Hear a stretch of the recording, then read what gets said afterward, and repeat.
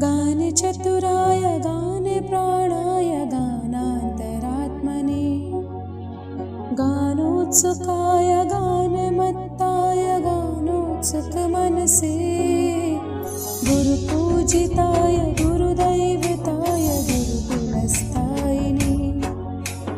गुरुविक्रमाय गुह्यप्रविराय गुरुवे गुरुवे गुरुदैत्यगलक्षेत्रे गुरुधर्मसदाराध्याय गुरुपुत्रपरित्रात्रे गुरुपाखण्डखण्डकाय